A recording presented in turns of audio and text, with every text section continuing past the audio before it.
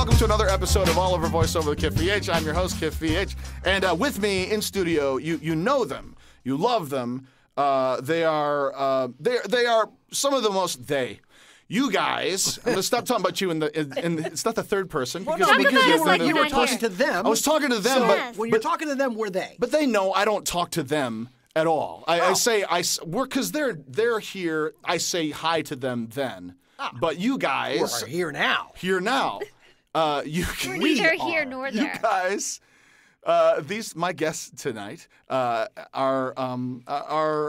how do you do? I don't want to lay that on you. Well, Chuck Duran and Stacey J. Aswad, thank you so much for being here. And thank you for inviting us. I got to know you excited. through VO Buzz Weekly, but I've finally got to get to know you, Stacey, a little bit from when we got to work together with Jeff Howell on that whole the dubbing project. Yes. And Chuck, I feel like I've known you because I've watched so many episodes of you guys, but also I'm a massive closet Rock Sugar fan. So this cool, is man. I'm not so much closet. You don't have to be closet. No, to I be know. a Rock Sugar. There's a new record coming out. What? This year. Yeah, dude. We've been working on a new record really, really hard. It's probably about, I'm going to say, 3 months away from being complete. Oh, wow. Fantastic. And it is. And it's smoking freaking crazy. It's great. The reason why a new one has not been done is because after our first Rock Sugar record, I said, silly me, I said, there's no way we could ever top this record. It's just so really, and that's, I'm not speaking, if I heard it and I wasn't a part of it, I'd say, holy crap, this thing is insane, right? And so I just never thought that we could up that. And so finally, Jess Harnell and myself, and we sat down and said, let's see what happens. Yeah. And dude, the magic went crazy. And we started coming up with outlandish mashups that we were like, what the hell is that? That's so awesome. And so this record is literally just mind-boggling because some of the mashups are just they shouldn't go together. Yeah. But they do. Yeah. Oh, that's so delightful. I had done an episode of Adventures in Odyssey and worked with Jess. Oh, cool. And he showed me the Enter Sandman one, and then I was like, what is this? Right? This is everything as an impressionist and as a matcher and then as a fan of rock music. I mean, all of it. That's fantastic. Oh, it's Thanks, so great. buddy. Of course. Well, thank you. Where are you guys? Chuck, where are you from originally? Well, let's see here. It's not Texas. I'll tell you that. Why does everybody go southern when they say that? I'm originally from, I was born in Cuba. Really? Yeah, and a lot of people don't really know that about me. But I was born in Cuba, and my family was kicked out of Cuba when I was 3 years old because of something crazy that my brother did, who's 10 years older than I am, so he's 13, and we got kicked out of naughty. Cuba. Your family got kicked out of We totally country? did. He tore up a Fidel Castro poster from school. He was in junior high. He got arrested. They told my family, you got two choices. He goes to prison for the rest of his life, or you guys leave the country, leave everything behind. You can take one suitcase with you, clothing only, no money, no jewelry, no nothing. And that's it. So our family said, we'll leave. And then I came to Florida. Really? Yes. Where in my first language was Spanish. Uh-huh. It still is your first language. I'm telling you, because sometimes I swear Chuck's. I always remind him, I'm like, wow, Spanish was your first language, because sometimes he'll say something and I'm like, it's always it might be just a little slightly reverse. Off, it's the matter of the fact. Yeah. Or switch and bait. Or the switch and bait. Instead of bait and switch. Yeah. Instead of bait and switch. I say a lot of things backwards, and I'm like, oh my God, that must be my Cubanism. Wow. Or dyslexia. Or one of the two. Maybe. But anyway, so in preschool, my teacher said, Carlitos, you are now living in the United States, and in the United States, we speak English. And she said this in Spanish, of course. And I said, English. She goes, yes, English. English. And from that day forward, I stopped speaking Spanish, and I would only speak English to everybody. And I get really mad at my family because we're like, we're in America now, and in America, we speak English. Wow. So when I was 18, then I figured, you know what? Maybe I should start brushing up on my Spanish again because everybody was speaking Spanish everywhere, and then I had to start like basically relearning it. Were you growing up in a community that were you like immersed as the Cuban family in like a all like sort of Native American community, or what neighborhood did you grow up in? Well, I grew up in literally Miami in the Hialeah area, and, Okay. and anybody that knows Florida and knows like Miami, Hialeah area knows that basically you are in Cuba. Huh. So, I mean, literally, if you go to a hospital, your doctors are going to be Cuban. If you go to McDonald's, everybody's Cuban. If you go to anywhere, no matter where, you go to a chiropractor, it's going to be a Cuban chiropractor. Everybody's Cuban. So everybody around me, and they don't speak English really. They all like to speak their native language. Yeah. So it used to kind of piss me off because we're in America now, man. Oh, wow. But he speaks Spanish so fast. I mean, the Cuban Spanish is like, they speak so fast. It's like, imagine a legal tag in Spanish. That's how his family speaks to each other all the time. It's awesome. Todo lo que decimos es muy rápido, Keith. No hablamos muy suave, hablamos rápido, porque así que that's the way we like it, baby. No, it is. It's very swaggery and very It is fast. swaggery. Oh, wow. Yeah. That's Yes. so wild. It's crazy. That's great. So you grow up in Miami, and what's high school and stuff like that for you like? Oh, high school was great. I had, No, well, you were out here by then because you moved Were you? out well, here. no, exactly. High school Yeah. here. Well, I left Miami at the age of 13. Tell him about the music dream, babe. Don't Okay, be so stashed with my the info. sister, you got to. Okay, I'm going to paint a picture. So my sister's like, I've never told the story. My sister is literally like, both my brother and my sister are 12 and 13 years older than I am. Oh, wow. Right. So when I was 13, she's like 20 something. Yeah. Do the math. 26, Chuck. 27. 7. Yep. And she got married. She already had a couple kids. Oh, wow. Yeah, that hoe. She already had a couple. She doesn't listen to podcasts. All right, well, good. So it's all right. That hoe. She had a couple of kids, and she moved out here to California with her little kids and her husband. And I'm reading magazines because I was already starting to play guitar. And Really? I wanted to be a rock star, man. Where did the dream come from for you? Where was it? What caught fire I for you? was with listening to the radio one day, Yeah. and I heard Peter Frampton's "Do You Feel Like I Do?" it? Oh, come on. And he's now. going like, Yes. like I do, and I'm like, what the F is that? Yeah, And yeah. I'm like, and I bought the record and I listened to it, and I was just like, I have to do this. Like, I have to make this happen. And I started taking guitar lessons right away. Wow. Anyways, age of 13, all the magazines that I was reading about, being a rock star and all that stuff, I was like, you got to live in L.A. So I called my sister up and I said, listen, I really want to pursue my music dreams, and it's only happening in Los Angeles. So if you would let me come live with you, I will take care of your kids. I will mow the lawn. I will clean the house. I'll go to school. I'll do everything. I'll be perfect. If I do anything bad, one thing, you can send me back. And her husband said, we'll think about it. And the very next day, they called me up and they said, we thought about it, and okay.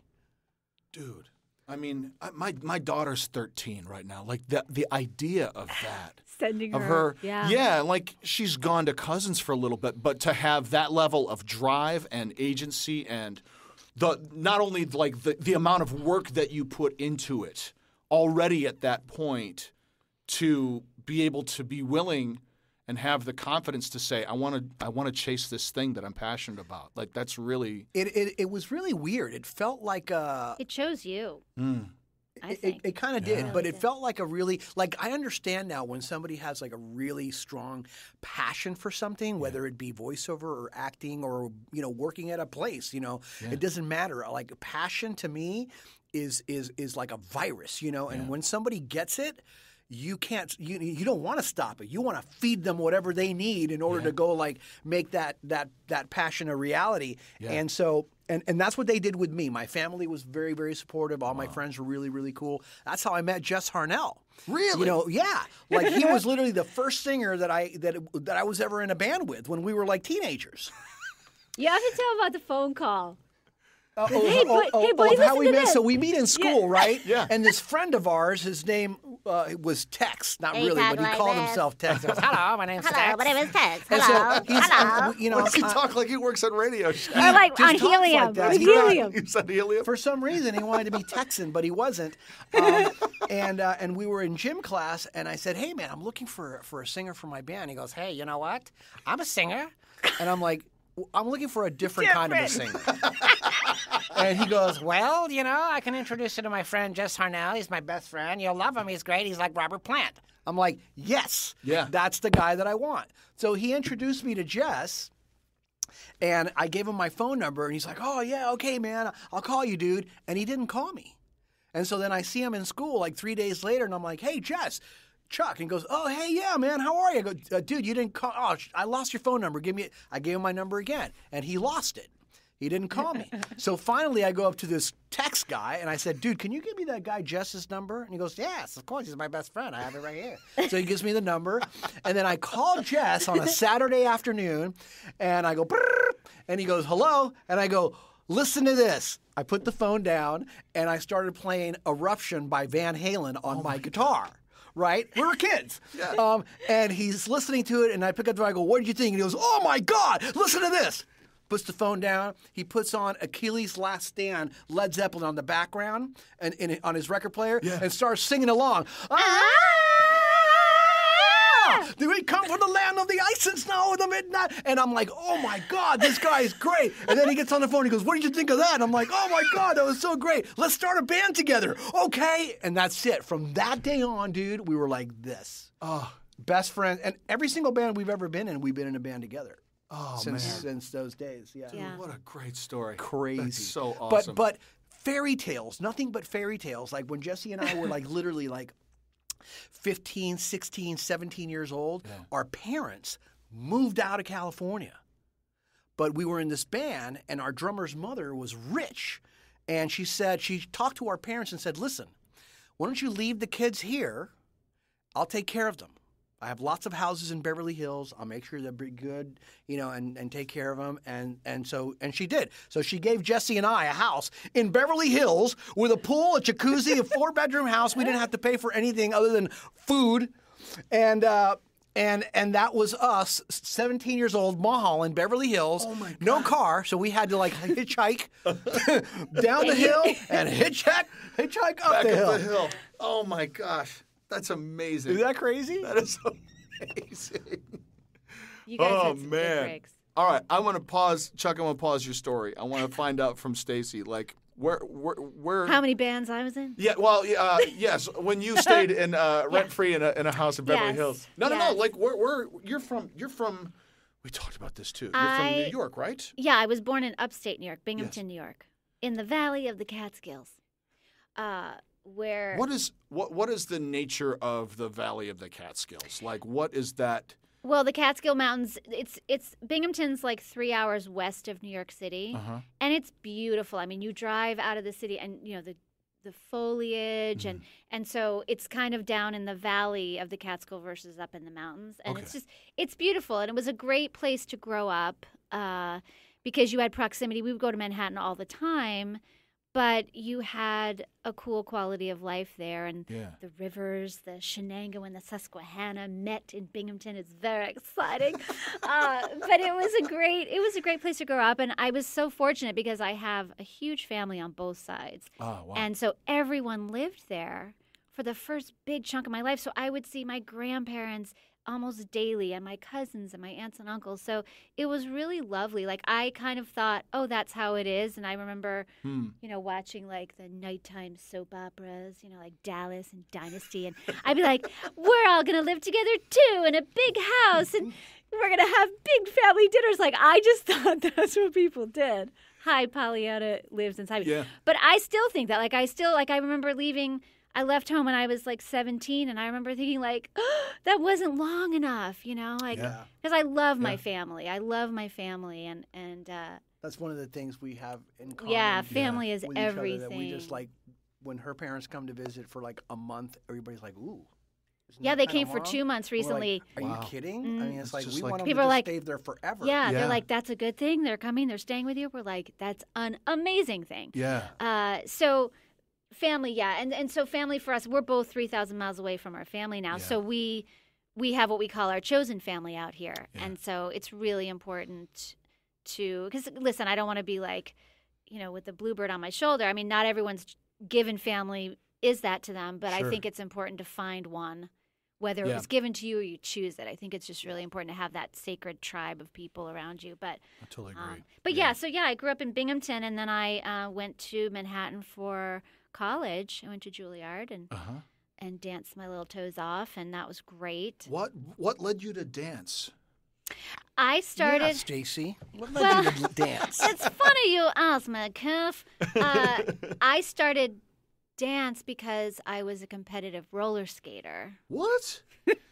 What? Oh, come on. She's got trophies to prove it. Really? First Yeah. place. Competitive roller skater. Artistic roller skating. It's not roller derby. Let me qualify. Okay. It's not glow. Uh-huh. We do not knock each other down, and it's artistic roller skating. So it's kind of like figure skating, but Okay. on quad wheels. Yeah. So my sisters and I have 4 sisters, and so one of my sisters, we were like little ducklings, just following each other. So one of my sisters was having a birthday, and she's like, I want to go roller skating. So we're like, we're going to go roller skating too. So we all go, and these 5 little girls are squeaking around on the floor, and we all loved it. And it was a rink that had coaches, and it was a competitive club. So they were like, I see a team. ching, ching, ching, ching. Yeah. So we started skating competitively, and that was when I was like 5 years Oh old. my gosh. And I actually kind of liked it because I was, not that I'm so tall now, but I was so little that like you couldn't, how the rinks have the wall, like I'd go by, you didn't know because you couldn't see me. You're like, where is she? Where is Even she? on those thick wheels, you're Totally. like still like, I So- got 4 inches extra. Yeah, so I was like, oh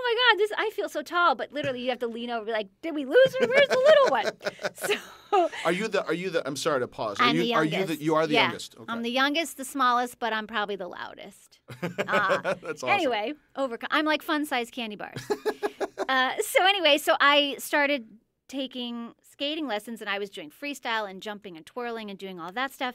And so I started working with a choreographer and started taking ballet to help with all of that. And that was like a few years later when I was like 9, and I just fell in love with it. She's like, ballet. I'll just go to Juilliard. Yeah. Well, And it was they'll cool accept though. me, and I'll graduate with honors. It was cool though because awesome. when you took off the skates, because you have to jump with like 10 extra pounds on you, Yeah. and so when they would take the skates off, and I was in ballet class, I was like a bean. I was like, bing! I could jump so high, Yeah. and I would always in ballet class. They traditionally will have the guys will go at the end of say this thing called Grand Allegro, where you're going across the floor with the big jumps and leaps and stuff, and I would go at the end with the guys because the pianist always slowed the music down because the guys could jump higher. But I could jump higher too, so I had great teachers who were like, yeah, you go with the girls and then you come back around and you go with the guys. So it was really cool. So that just, I was in love with both of them. And so I did them both for a good chunk of time. And then when I was in high school, I had the good fortune to be a part of a professional ballet company. Oh my gosh, So I in was- high school already. Yeah, so I was dancing with hardcore professionals, and then I got put in the company, and then it was like I have this fracture in my brain because I have a very medical based family. I have doctors and nurses in my family, and I thought I wanted to be a doctor for the longest time, and maybe in my next life I will be, but I didn't. Kind of like Chuck, I didn't have a choice. I loved to dance so much that I knew it was one of those things that I couldn't do later.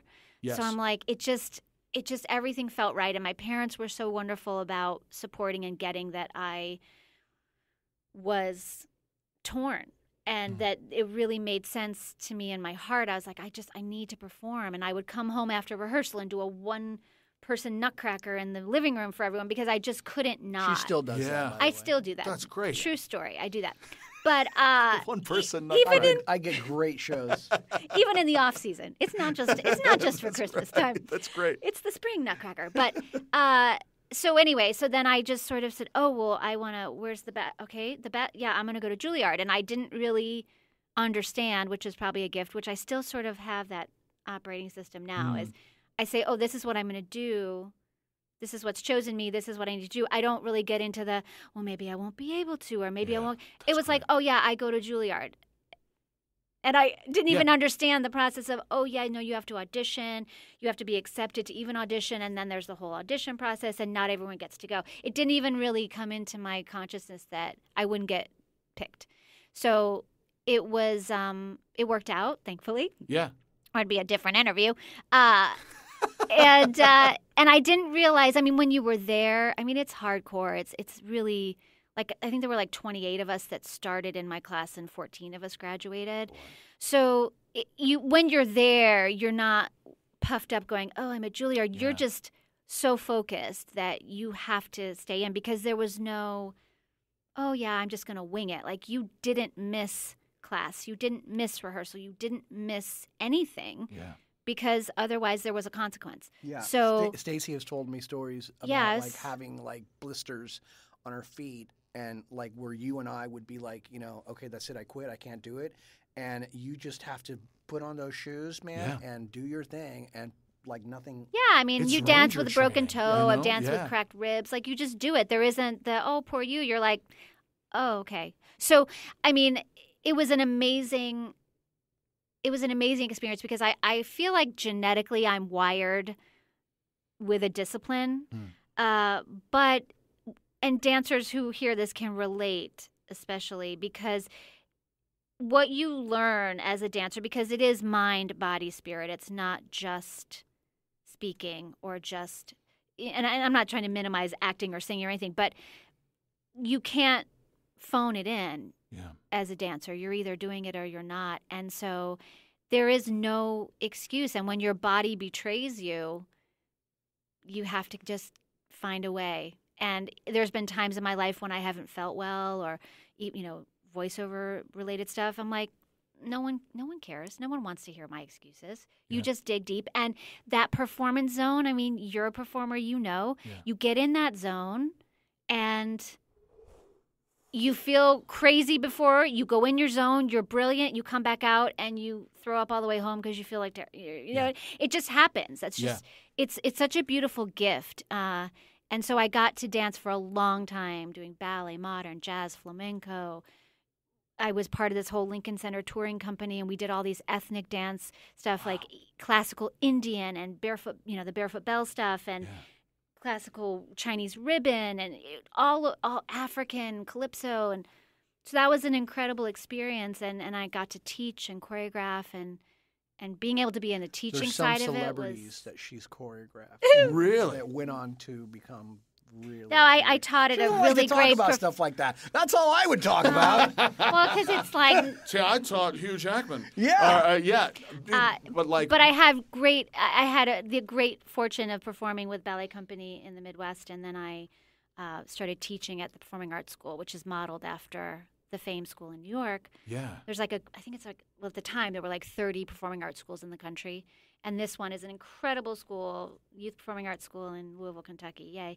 And I was part of that dance faculty for a bunch of years, and just being able to be a part of that and train dancers, and I wasn't that much older than they were at the time.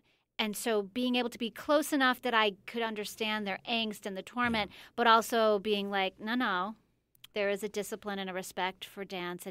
But you learn life skills that whether you pursue it professionally or not, that are invaluable. Time management, and just the no excuses, and just having that work ethic of you're striving for a perfection. In your mind, you know you're never going to achieve. Yes. However, you tie up those shoes, you lace up the shoes, you put on the leotard, you pull that hair back, there's not a hair out of place.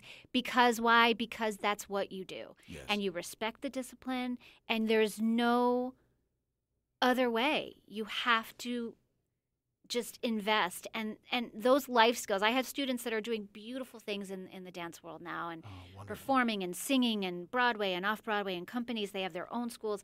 And I have some that are lawyers now that are doing other things, and they say, oh my gosh, I will never trade, though, those things that I learned as a dancer. Oh.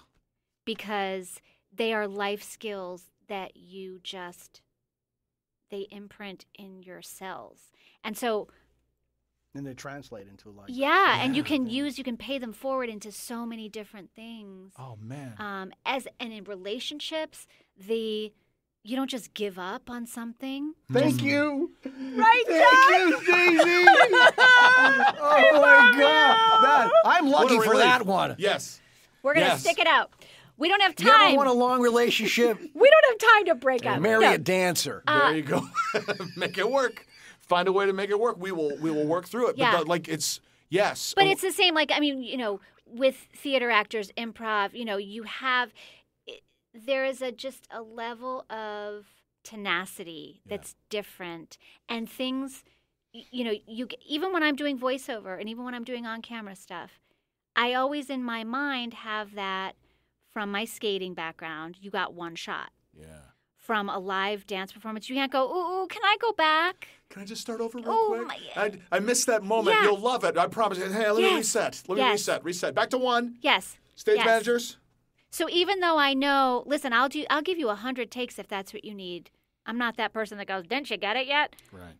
But in my mind, my wiring is you get one, and you have to nail it. And every time, like, okay, reset, okay, maybe it's the 30th take, but I just have a different sensibility about how I approach my work, how I approach my cooking. It's like everything is just, the stakes for me are high, but it doesn't stress me out. It jazzes me. Yeah. It jazzes me. I'm not like, I love intensity and pressure. I love hard. I love And you know how some people, like when you're like under pressure on the wire or something, or you're like, you get nervous and maybe you'll flub. Yep. She doesn't do that. When she's on the wire and gets under pressure and the spotlight is on her, everything goes whoop, and she is laser focused and will deliver the goods perfectly. I don't know how she does that. It blows me away. I love pressure. She just does it. I do. Yeah, it's a wonderful quality. To have. It's. I totally agree, and it's interesting that this is the nature of this conversation right now. I'm reading a book by a guy who's The Swan. No.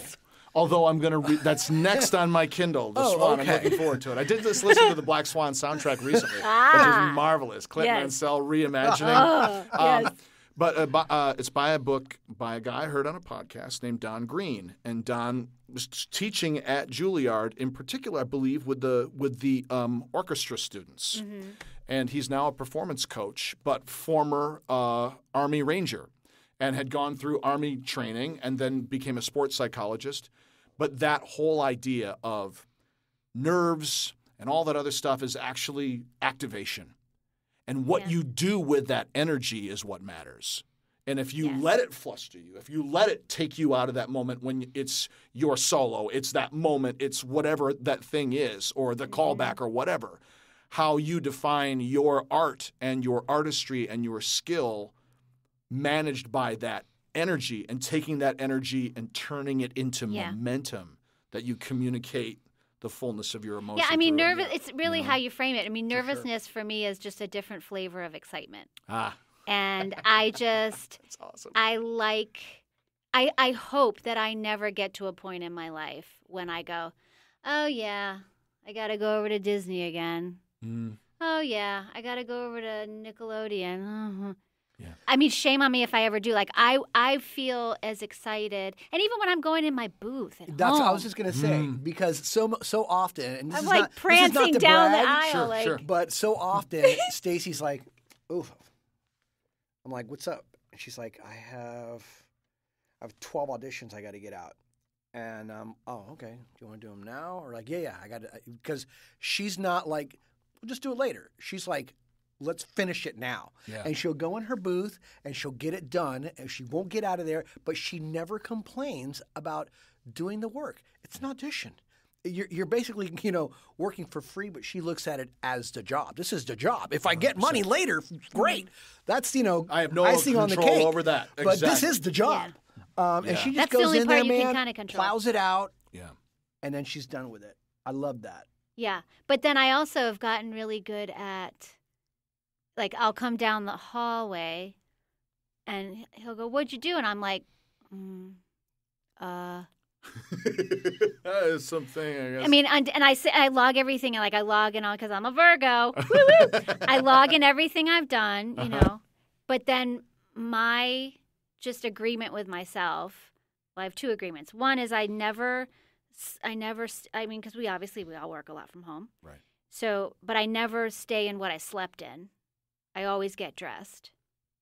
It may not be a ball gown, though sometimes I do put on sparkly shoes because, I like the sparkle. Hey. But I never stay in what I slept in. That's just my personal thing. Yeah. Even if no one else in the world sees me that day, it's my thing. And then also, by the time I close my door and walk down the hall, I surrender the expectation, and I just say, I gave it my best, and that's all I can control. And by the time I get into the living room, she forgot what she did. I don't hold on to it. That's the key to being able to work, to have a work at home space so that you can keep your home life home. Yeah. And it's an adaptation that people in particular who do the kind of stuff that we all do have to really figure out what's the way to separate those things and not.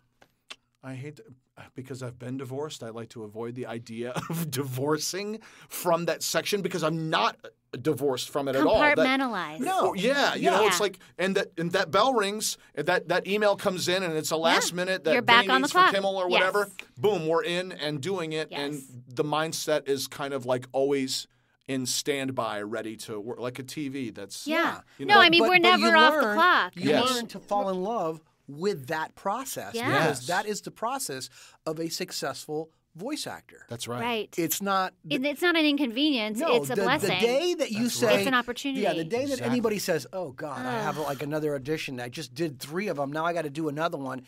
The day you start thinking like that, that's when things start going downward, and you start not booking. Why? Because you're not interested, and people can sense that. They can hear that in your voice when you're reading. If you're not there, or if you're phoning it in, so to speak, or if you're actually present and saying, "Man, I'm into this." Yeah. Well, I think it's finding everything is a balance, right? And so if you're in that desperation zone over here, or you're in the ambivalent zone, neither one are really serving. Yes. They have their own.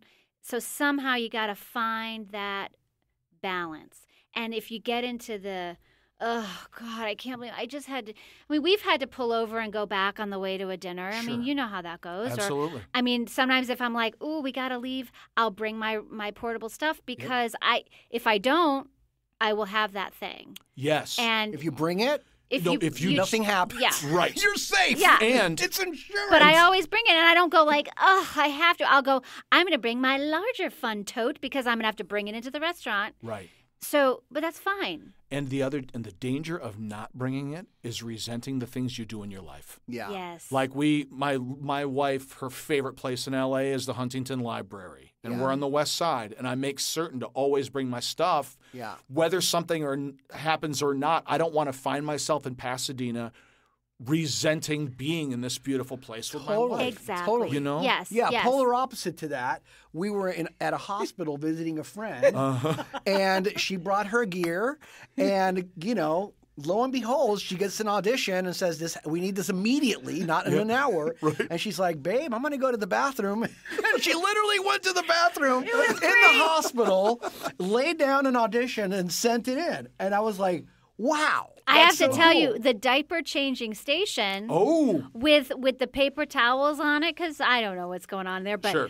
I had it was great. It was like a little. That's kind of and brilliant. I was talking to the little blue fake baby that's sitting there. I was like talking to them. That was my motive. I have a point of focus. It's I perfect. got eyes to That's look where at. you want to And audition. it was great. Go to the bathroom in a hospital. And it was so funny because for some reason it was like a 3-stall, and I'm like, well, if someone comes in, I'm just gonna.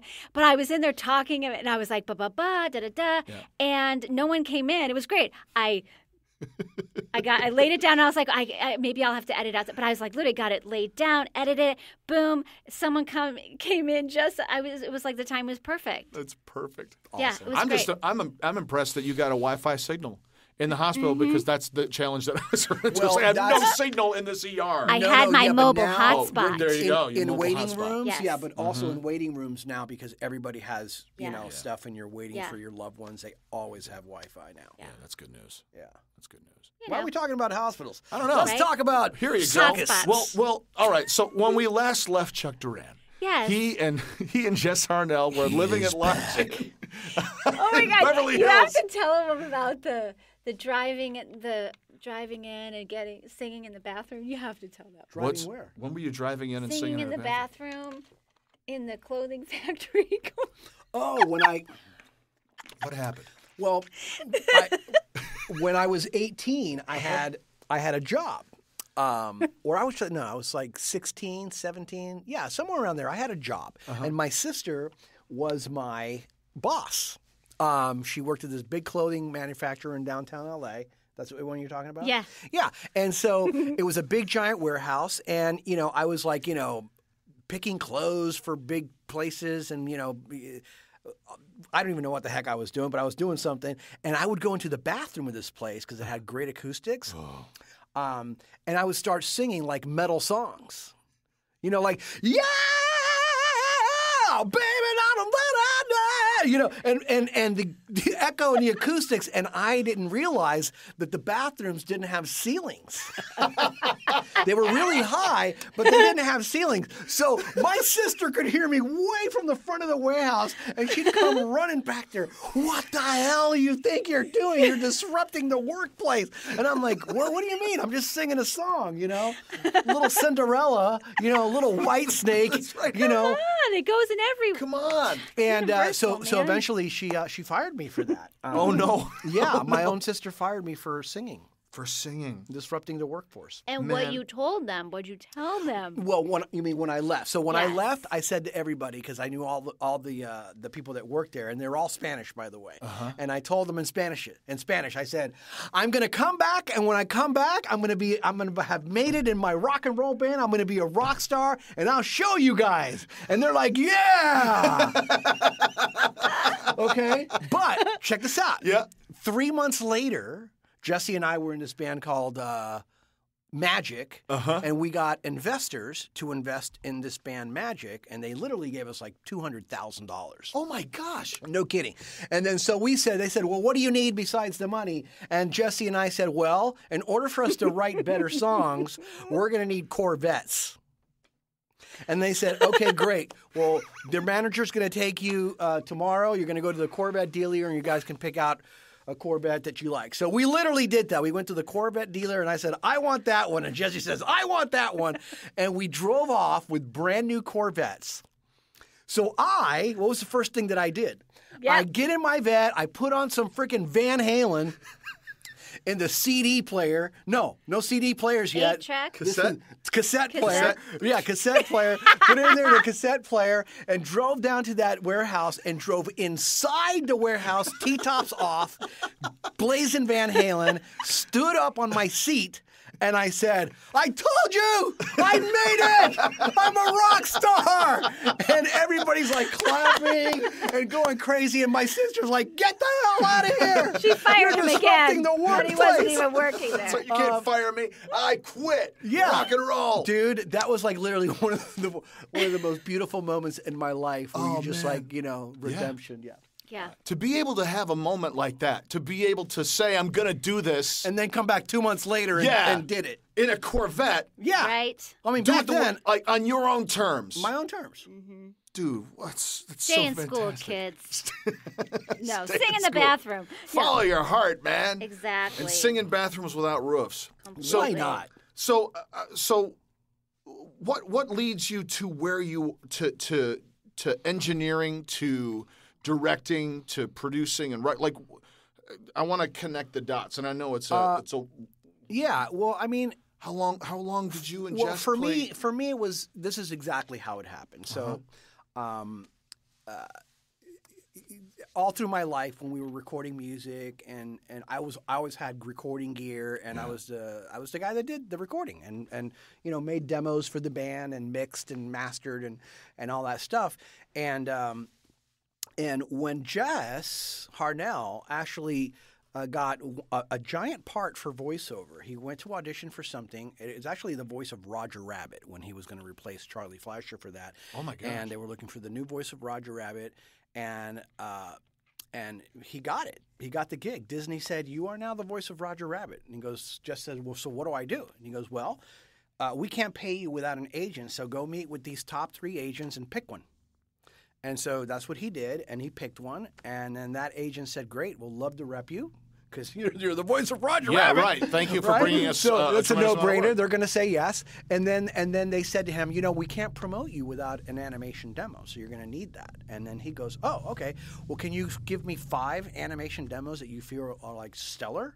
And they said, "Yeah, we'll send them to you." So they sent them 5 cassettes of like animation demos that they felt were completely stellar. Yeah. Jesse brought them to me and said, "Hey, you need to help me make an animation demo." And I said, "Well, what is that?" And he goes, "Here are 5. That's what they're supposed to sound like." And so I listened to them, and I'm like, "Oh my God." So I'm used to doing music. Yeah. I'm like, "This sounds like shit." Yeah. I mean, these are like crap, man. Like, what the hell, right? So I'm literally listening to like, they want us to do that? That's going to be really, really hard to do that. So we produced an animation demo for Jess, and he brought it back to his agent, and his agent literally said, "This is the best animation demo I have ever heard in my life. Wow. Who did this?" And Jesse, promoting me, said, "Chuck Duran. He's the best." And so It's the best I'd one never done this he's ever before in my done. life, Best one he's right? ever So then his agent calls me, big agency, by the way, and says, "Love what you did on Jess's demo. Do you think you can do that for some of my other clients?" And I said, "Absolutely." He goes, "Great. First guy is so-and-so, and I want you to do a commercial demo for him." And I'm like, "Commercial? Can you send me 5 commercial demos you think are stellar?" And he goes, "Absolutely. I'll throw them in the mail right now." And he sent me 5. And again, I was like, "This sounds like shit."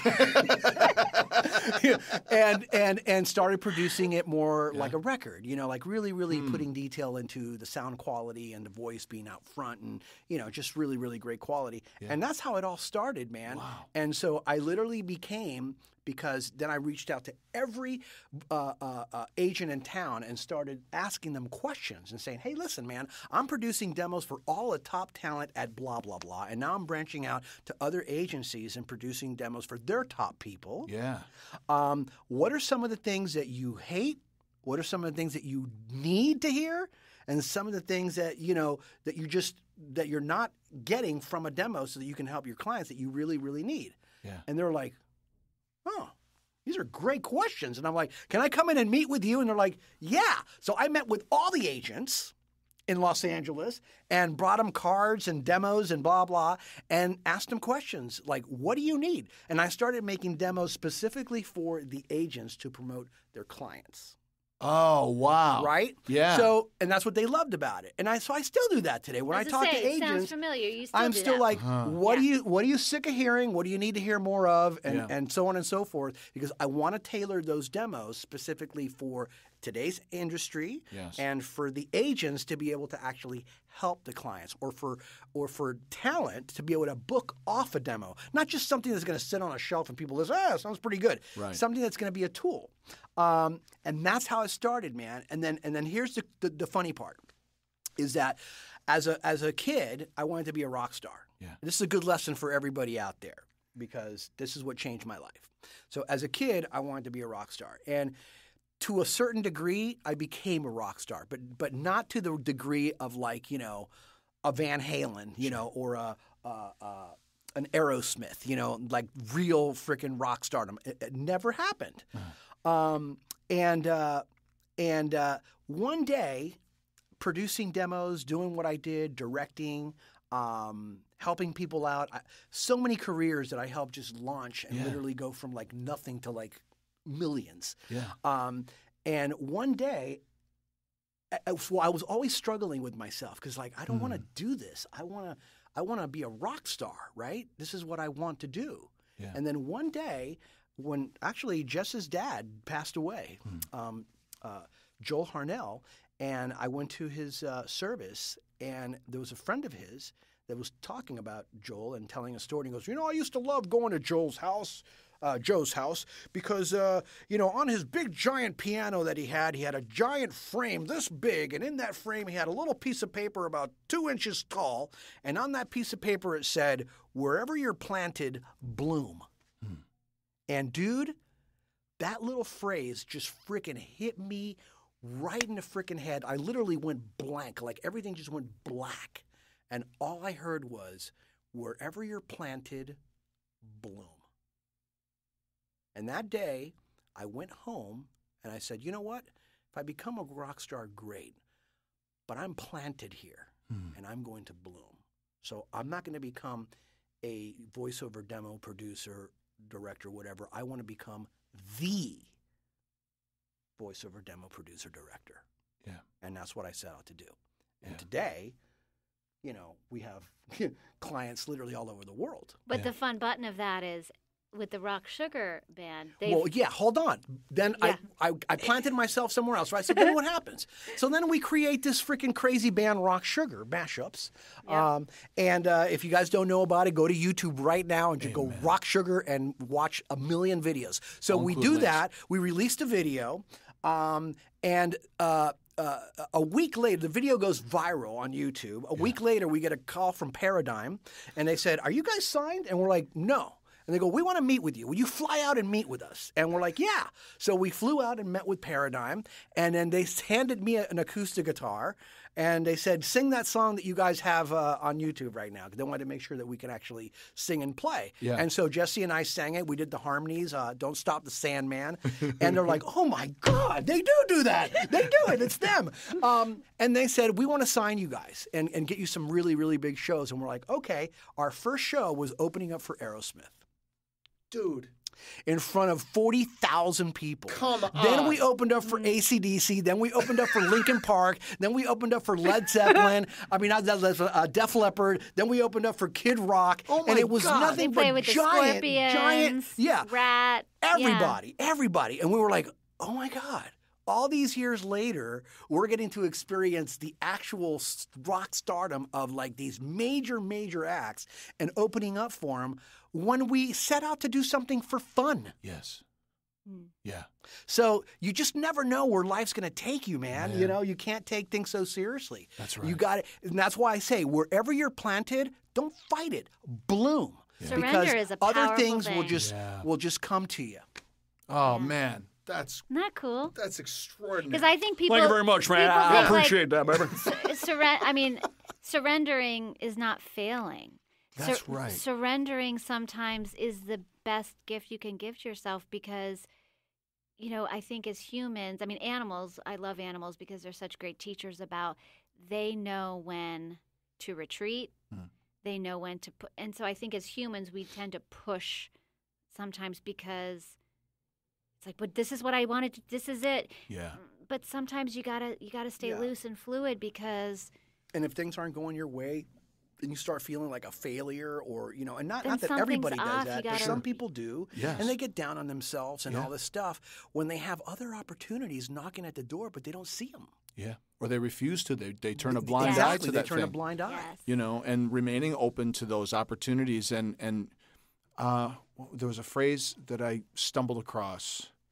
I don't remember where, but I say it all the time now. It's like redefine. Damn if you do, damned if you don't. No, I've never used that. Okay. But the one I do use frequently is you have to redefine your notion of success. Yes. This idea of success being how I envisioned it when I was young, and then running into the challenges of life that prohibited me from being able to do that.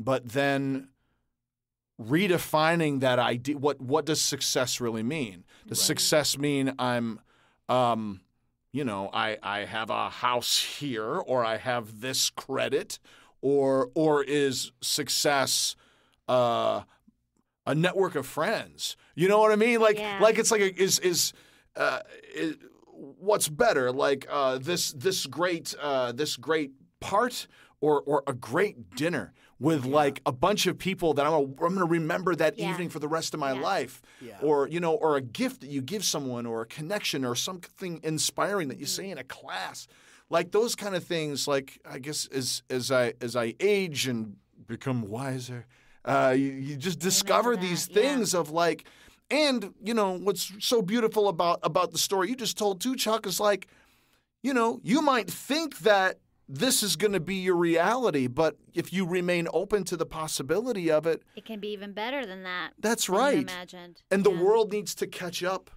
The time needs to catch up. The time, yeah. Absolutely. All that stuff. Because things happen it's an internal, when they're I think, supposed to happen. Yeah. Organic timing is so important Yeah. with everything that we do in our lives. Scott Rummel, our good friend of ours who's extremely successful in voiceover, has always said there's that book called Outliers. Yeah, right? Malcolm Gladwell. Oh, man. And talks about, Yeah. 10,000 hours. It takes 10,000 hours. Yeah. And he tells us, everybody and us all the time, he goes, it took him 10,000 hours before he booked his first trailer Wow. and became a multi-million-dollar voice actor. Yeah. Because, I always tell people how much he makes because, I don't care if he Well- likes it or not, but I know what he makes, and it's a lot. Yeah. Multiple millions per year. Yeah. But that didn't happen until, he says, man, 10,000 hours later, I got my first trailer, and that's when my life changed. And it's never gone backwards after that. But I think, I think too, the definition of success is an internal thing. I think when you're looking outside of your truth and who you are, I'm successful because it's based on all this external stuff that's completely disposable. Yeah, that's Yes, BS. that's Exactly. right. Yeah. Because That's right. for some people, like a lot of people say, because I love to cook and bake. Yeah. And people say, oh, you should open a restaurant, you should open a bakery because you're so great at it, la, la, la. I'm like, no, I'm not going to do that because I know what it would take to really realize that. And I would rather cook and bake around the table and do it for the people, for the love of it, and not the, oh, look at me. It's like if everyone doesn't taste my food, it's okay. Yeah. Yeah. Because I'm doing it for a different reason. That for me, it's like if I throw a party, with 12 people around the table, multiple courses, everyone goes home with leftovers, that was a success. Yeah. Yeah. And Stacey is that girl Yeah. that wakes up So- one morning and says, you know what? I feel like baking today. And she'll bake a cake, and then she'll give it to a neighbor That's because she wanted to bake a cake. yeah. You know what I mean? Yeah. And, today you got some baked goods. Right. I'm going to benefit from that because there's a few left over. There at you He's go. all. like, are you taking all know. those? I'm like, yes. Yes. But, I am, but Chuck. it's not about for you him right now, to Chuck. take. It's like, yeah. If we very- measure, he's if very we measure, territorial of the I know, bake. I understand. If we measure success based on how much money we have, we're never going to be happy. That's right. The important things in life are that that you're healthy, because without that you're freaking nothing. I don't care how much money you have, right? That's right. We know that. Yes. But what's really important are your beliefs, that you stand for something, Yeah. that you are a genuine person, that you love people, that you like to help people, Yeah. that you do to people as you like them to do to you, treat people the way you like to be treated. That's right. That's what we do all the Yeah. time. Yeah. If I don't like somebody, they're going to kind of know it. They Well, I mean, really we don't are. do- we They're don't going to do- kind of know it because I Yeah. can't just candy coat my relationships. Right. And I don't just let anybody in my circle. I have a circle. We have a circle. Yeah. You probably have a circle. Certainly. Man, and that circle is sacred. That's right. Sacred. Yeah. And that to me, when somebody asks me, how do you define your success? I define it based on my circle of friends, my chosen family and my family, Yeah. and the love that I have in my heart. If I have that, it doesn't matter whether you have, $20 or $1 million, man. You are happy. Yeah, I And mean, that's we success. don't That's really right. do New Year's resolutions because we're always in a state of reflection and assessment. Yeah. And for us, everything, because like I always say, because Chuck has a little more control of his creative destiny on a day to day than you and I do, because it's like we get told no more than yes. Sure. But I get told yes every day. But- Yes. but like you, I've created things that are not negotiable, that no one can control. Right. And like I always say, I might book a job or I might get a bunch of auditions, great, but anything that matters most to me cannot be taken from me without my permission. That's right. And so for us, we're always thinking and reflecting, and we have this mantra in our house. It's like, nothing is left unsaid, nothing is left untried or undone, because no one's promised anything. You're not given 9 decades of life. And so whenever I need to go and I'm told it's my time, no one that is connected to me professionally, personally, will ever be like, oh, I wonder how she felt about me, or I wonder how she felt about that. It's very, I don't like to live with an entitlement of, I got time, don't worry about it, it's fine. Because you just don't know. And life gets more fragile, not just even with age, but just with the culture and everything that's going on. I mean, everything is so fragile that we have an obligation to be fearless. Yeah, I think, and leave nothing undone, and most importantly, nothing left unsaid. And if there's a fracture or if there's something going on somewhere, take the time and stitch it and figure out how that everyone can walk away or come together. But just really just honoring just a sense of respect and kindness towards creatures, each other. I mean, just not taking anything for granted like that. And I think it's really, it's really easy to do. But quality. Yeah. You know what I mean? It's like, come on, man, do a great job. Don't do a good job. Keep the bar high. Be known for greatness, not mediocrity. Yes, mediocrity. That's right. See, there's your Spanish. Mediocrity. Mediocrity. Mediocrity. Speaking Spanish like this is the way I say it. But that's one thing that I'm like all about now too. Is just like quality. Yeah. If you're not going to put 100%, don't do it. Let somebody else do it. Then say no. That's right. Yeah. Hey, you know what I wanted to ask you, man? Because we're not like we say, we're not perfectionists. We're conscientious. There's a big difference. And this was the thing that Don Green says in his book. Perfection is completely unattainable, and to chase it is impossible. Strive for excellence. Yes. I love that. Isn't that great? And it's so true. It's so true. Whenever somebody says, "Oh, I'm a perfectionist," I'm like, "Ooh." Then you are tethered to the results, and you have to untether yourself from those results. You're not even present. You're so focused on the other thing. Yes. Kiffy. Yes. I wanted to ask you, buddy. Why he has such great hair? No, well, he does have great hair. I sweat and then I rub my hands. You guys, if he had very, like a very visual natural. podcast, you guys can see how when he's on our show, we're going to see the guy is. That's right. When he's on VO Buzz Weekly, you'll be able to see his We're going to do a super his tight shot. manliness. Yeah, extreme close The up. B cam. It'll be very, very you'll awkward. have your It's like own. it'll be in a vice. Split. No, he'll have his own hair camera. A hair cam. Oh yeah. Only from the front, because from the top, the and security cameras. We're going to show a picture and show him so that people can see, like, Oh my God! When they do the Bret Michaels biopic. Yep, there you go. Kip is going to play Bandana, him. long wig, it'll be perfect. That's it, dude. 100%. I wanted to ask you. Yes. So, in the dead of the night. how long have you been doing this podcast now? My first episode was in October of 2016 with Brian T. Delaney. Okay. That's my first guest. So let me ask you something. So obviously that's a commitment. You've been doing it for quite some time now. Yeah. So I want to know two things, and I'm sorry to turn the roles around here. No, that's all right. I want to know, A, Can't help himself. I know. I understand. What you love about it, about producing this podcast, and why you started it in the first place. I'll answer the second part of the question first. As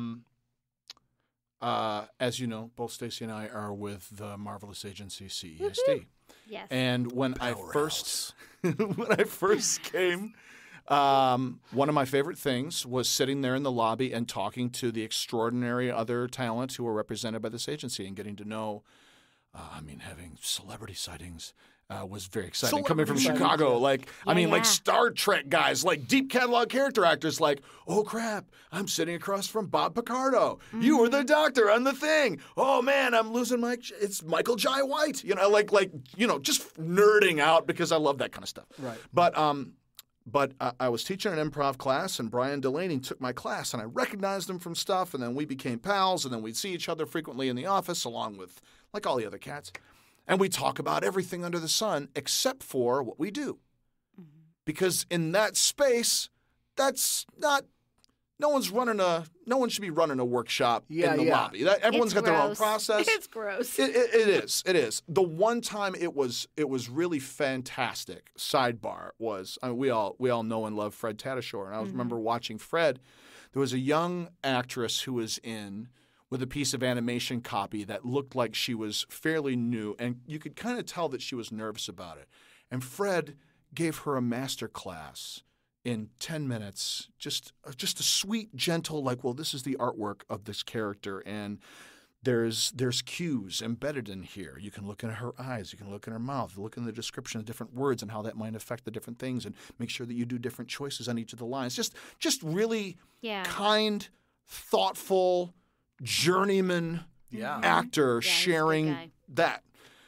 So Brian, before I did the first episode of All Over Voiceover, Brian Delaney and I went to a coffee shop, and I took a little Tascam 4-track and set it between us with the built-in mics, and we sat there talking outside, and it sounded horrible, and we talked for about 2 hours, and then afterwards he's driving home, and he called me and was like, I said Kathy Lizio, but I don't know if she'd be upset that I mentioned her. I'm freaking out. And I'm like, it sounds terrible. I'm freaking out too. So I know. Don't you love the calls that happen when people pull away? Oh, I don't know if I'm supposed. By the way, I shouldn't have. Is that douchey? I don't know. Yeah. I go back through it kind of in like.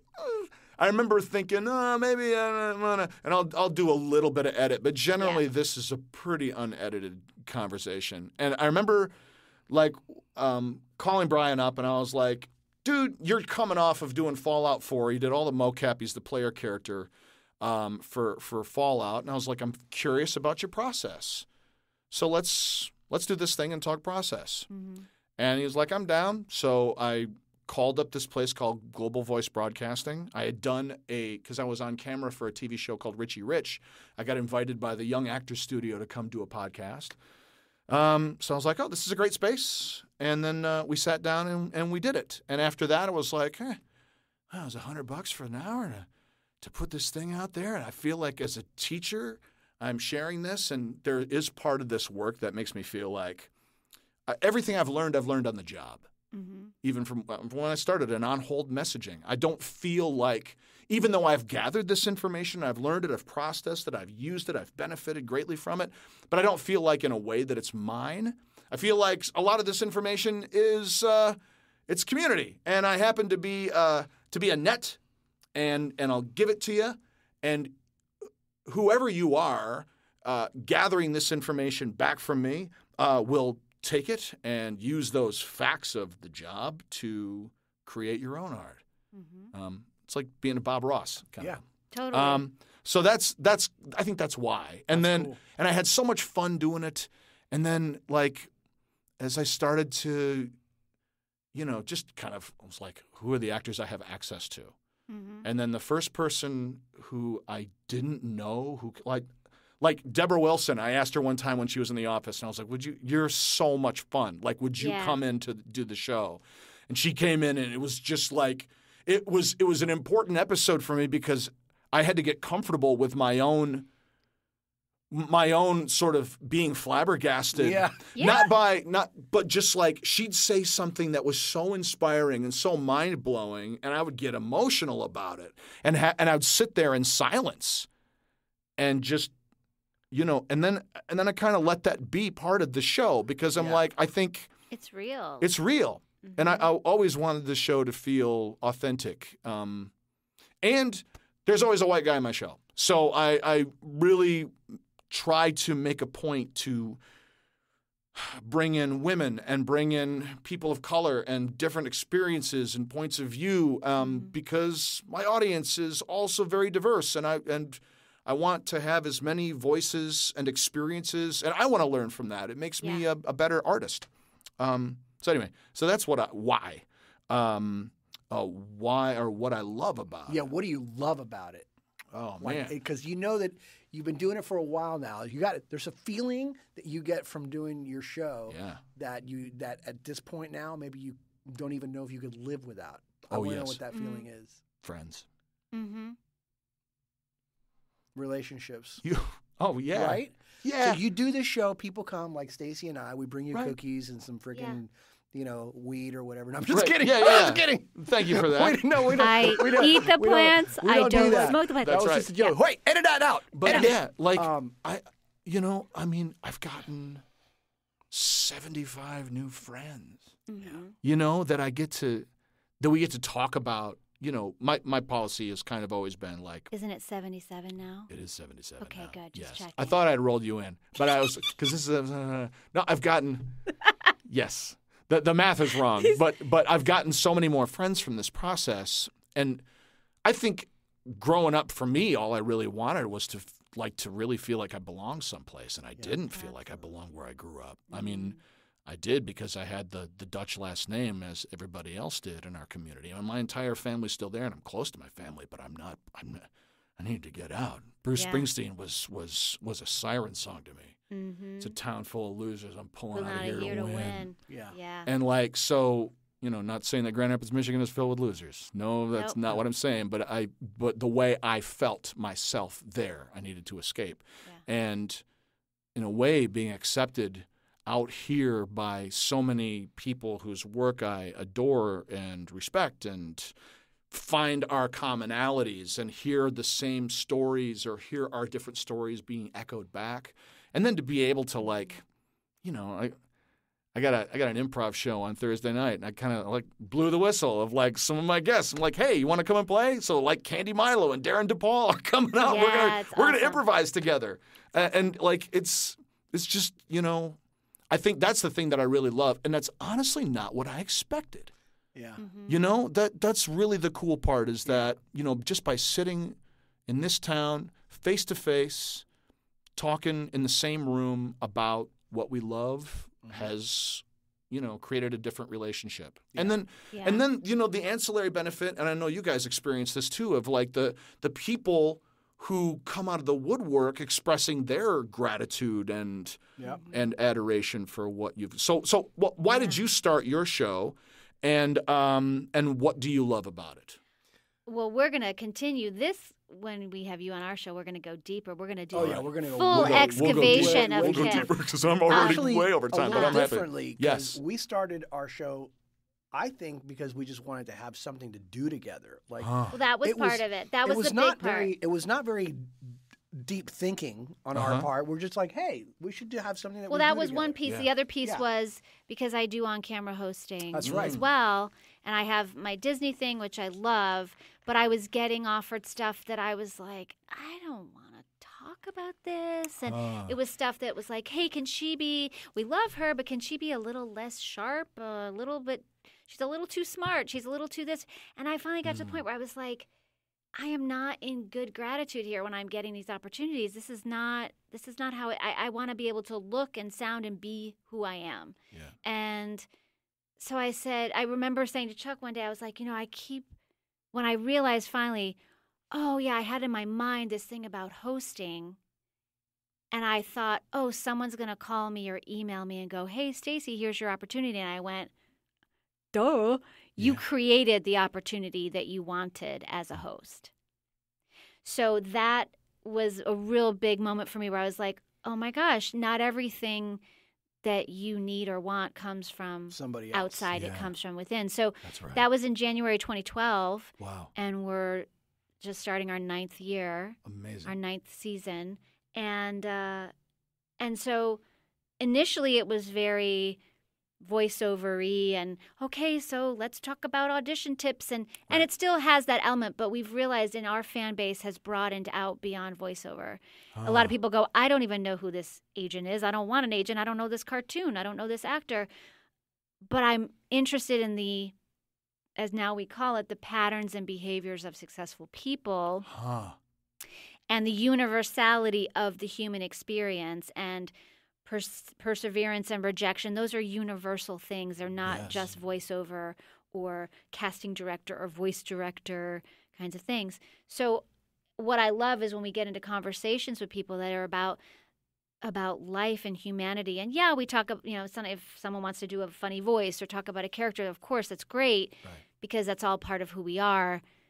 But some of the best episodes that people love, I think, are the ones where people are just real. And I love it when people say stuff like, I haven't thought about that in 20 years, or I've never told anybody, or I just realized what that meant when they said, and that is such a cool thing. When somebody important for the first time in public talks about, maybe a problem they had with alcohol, Yeah. you know, and That how they're it in ruined their life recovery, and their yeah. family and this and Man. that, and now they're like this, now they're like that, and what they learned from it. Yeah. And, you know, there are people out there, man, that have issues and problems, and, you know, everybody's not perfect. We all have a little something, you know, that we could use a little help with, and that's what I love now is that I love that every guest that we have on our show, by the way, we are in control of who we They have on our leave show. something really. You know, there's been so special. many people that, and I don't mind saying this, that have said, "Hey, we like," and like, you know what? We ask our people who we want to be. We invite people to be on our show Because we feel really, because Chuck and I don't have kids. We call VO Buzz Weekly as our digital baby. Yeah. And we're really protective of her or him or it or they, you know, because it's really important to us because this is going to be out there for a really long time. Yeah. And we really want to be careful with and feel and be responsible about. So maybe people say, well, you should have this person and that person, and people should know about me that when you start a sentence with "you should," you know what you should do. I just go like, blah. You know my what you brain, should do? You know You what should shut up, yo. It's like I love when people say, and I know many people mean well, but I'm like, it just for something about the "you should" sentence, it just makes my eyes fall over. But we maybe don't have. Maybe some people go like, oh, I don't understand why that person. They're not the number one on IMDb or blah, blah, blah. But it isn't always about that. I mean, we had our amazing accountant on talking about creative entrepreneurs and, you know, so sometimes it's just not about what's popular. It's about what's necessary and what's needed. And it's life lessons. Yeah. It's a lot about life lessons. If you watch, we have, 300 and something episodes? 36 or something. Wow. If you watch episode 2 or 3 or 1 even, it's still relevant. Yeah. Because it's about life. It's about perseverance. It's about what somebody had to do, the struggles they went through to get to where they are today. That's right. And then they fell back down again, and then they had to get back up, and then they fell back down again. And people hear that and they go like, wow. So it's okay to do that, you know? Yeah. Or hearing from an agent, I don't like that. I don't like it when people do that to me. And they go like, oh, shit, that's what I've been doing. You know, when I've been reaching out, I'm doing things wrong. Right. You know, because if you tell them and I tell them, they're like, whatever. What does he know? What does Chuck know? But you hear it from the mouth of someone who You has You hear a it really from the specific... mouth of the people, and you're like, ooh, okay. Yeah. And so we figured out that it's ultimate coaching and training when you have an expert or somebody who's in charge of a certain genre or presence in the industry that says it the way that it is, and then people are like, wow, that was so deep. And they're like, there's like 50 episodes that say that. Yeah.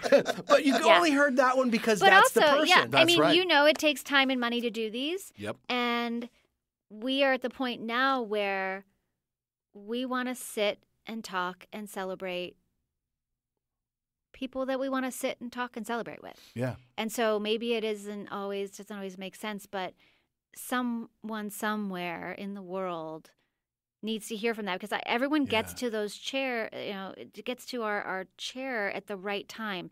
And it's interesting because there's people we've had on the show where maybe for a couple of years we're like, oh, that'd be so great, but it wasn't the right time. And when they get there, it all converges and you go, oh yeah, you're here at the right time in your life, our life, everything just, you know, so we work really hard at it and we love doing it and we put a lot of time into creating the content and researching so we feel like we're going to have a great conversation. But we also just kind of surrender to it's got to be how it's going to be. It's almost kind of bigger than us in some ways. Yeah. If that makes sense. It does. I mean, it's so cool to hear you guys talk about that process and what your values are and how you know just the impact it's had not only in your lives but then how it's been reflected you know throughout certainly this city and this country and internationally and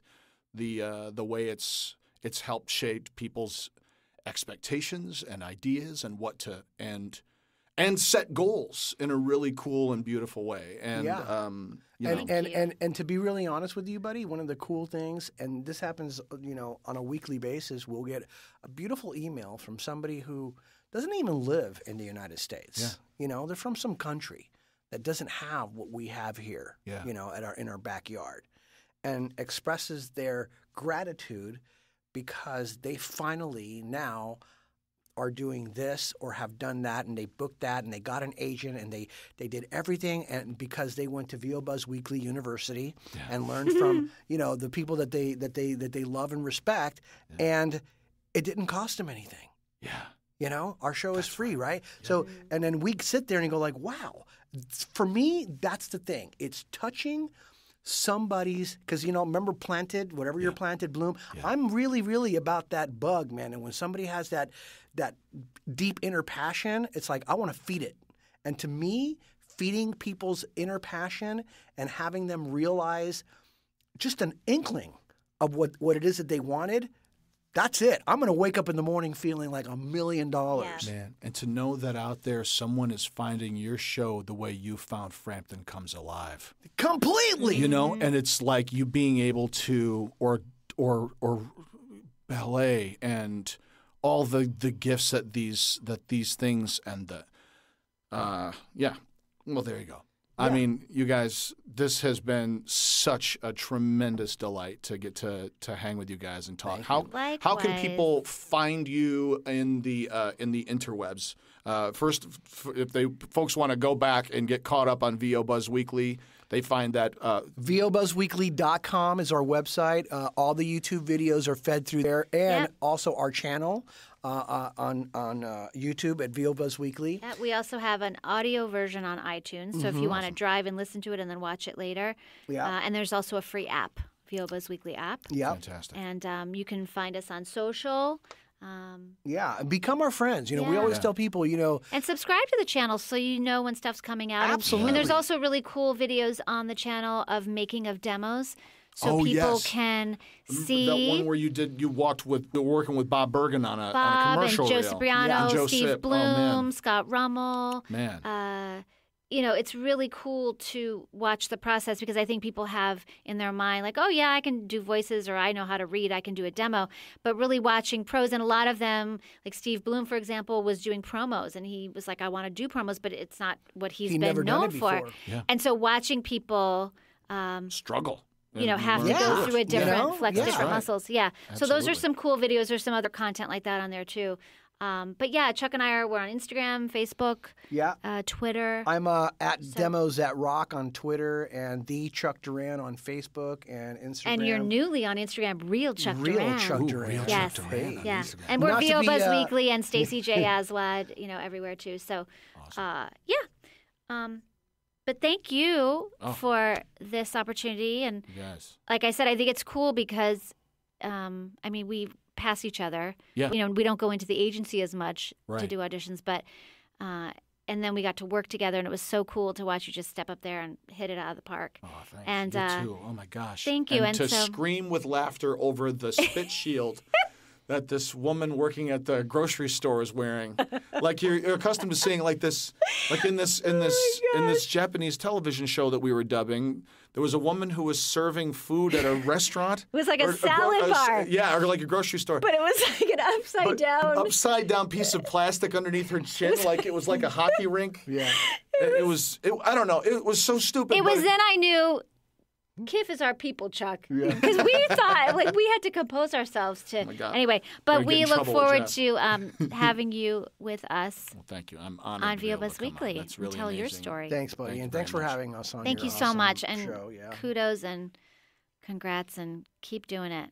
Amen. You're awesome. And you're awesome. Thanks for listening.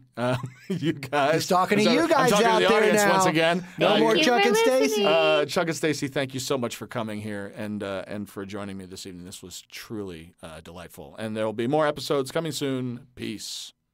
Rock out!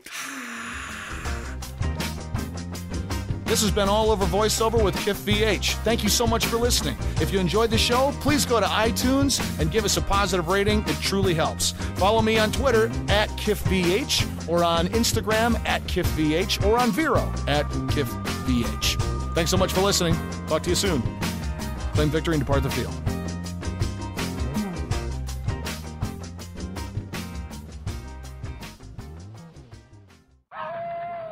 Werewolf? Yeah. Show that's actually a web show, but we have an audio version because people say, I'm in the car, I'll watch it both, later. yeah. You know? Yeah, VO Buzz Weekly is like, we'll dive into this in the conversation, but you guys were kind of set the gold standard for LA voiceover interviews and education. Like, Oh, thank you. That's very it's kind. truly like I think at the Silvus Awards, the couple who won this year like made that comment of like, none of this would have, in a lot of ways, would have happened without your commitment to sharing the stories to excellence. That was what I was meant to say. But I was And water. and water. Excellence is the multivitamin of everything that you've put in with the access that you've given the world to voiceover, to the craft of it and the business of it. So Thanks, man. Thank you, Kiff. I might say that again when we're rolling. K-I-double-F. Hey, is your name short for anything It's a longer? mistake. My birth name is Christopher, and someone pronounced it Kiftifer and just stuck. I've been Kiff ever since I Really? was. Yeah, Is it on your license to say Christopher or Kiff? it says Kiff. I had to change it legally. Wow. Yeah. That's cool, man. Yeah, man. It Did was anybody ever call you Kiffy? yes. There was one Kifster? family. There was Kifster? one family. Kifster? Like, Kifster?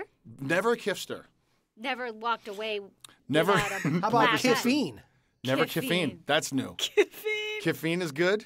I've never been called that. I've been called Kiffy by one family, and everybody in the family called me Kiffy. It's like one of my teachers and his wife, and then their Aw. kids. It was very sweet. Kiffy. Everybody named us Fantastic. Kiff. Yeah. It's great. It's a Well, great name. Thank you for having us on your podcast. you guys, thank you so much for doing this. I'm thrilled to have you here, and it's going to be. Well, I'm going to put any expectation on it. It's going to be exactly what it's going to be, and I'm It's excited to gonna be able to be- talk with you guys. Hey, does anybody ever tell you that? Chuck, What? Oh, are we already started? We've been rolling. No, This it's is all right. Cool. Has Yeah. anybody ever told you that you look like a famous rock star? No. No? I like to pretend that Okay. people stop me in the street and say, Sting, Sting. And I'm like, I'm not Sting. Leave Okay, me alone. hold on. Look Okay. at his face. Put a bandana on him and a cowboy hat and some longer hair. 100% Michaels? Brett Michaels. Completely. Are you serious? Yes. You are Brett Michaels. We just found your Halloween costume Oh this my year. gosh. Dude. Every rose has its thorn. Yeah, baby, come Yeah. Just like every night. on. And has he can its sing. down. Ladies and gentlemen, Brett Yes. Michaels. Thank you Without very the much. I'll diabetes. take it. By the way, We'll that's see. a compliment. It He's a is. handsome guy. He is a handsome He is guy. a And he's handsome cool. guy. Thank you. And he's He smart. is. He's a good businessman. His name is not as cool as yours, but No. you know. Brett Kiff- Michaels is an extraordinarily cool name. It's got everything. is. It With has one everything. T. But Kiff, K-I-double-F There's is lots pretty of Bretts. darn. There's only one Kiff. That's right. No, there's actually two. well, there's one another Kiffy. Kiff. There is one Kiffy. That's right, according to the Meyer family. But you also have an extraordinarily awesome last name. Yes. If any of this makes it on your podcast, they're going to think we came Your in like really, your really stoned. last your Like these people are out of their mind. Chuck, I eat plants, I don't smoke plants. Okay.